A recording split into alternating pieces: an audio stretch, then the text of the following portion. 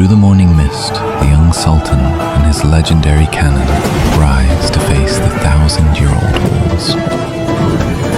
As the great cannon's roar shakes the world, the invincible walls crumble into dust and echoes of the past.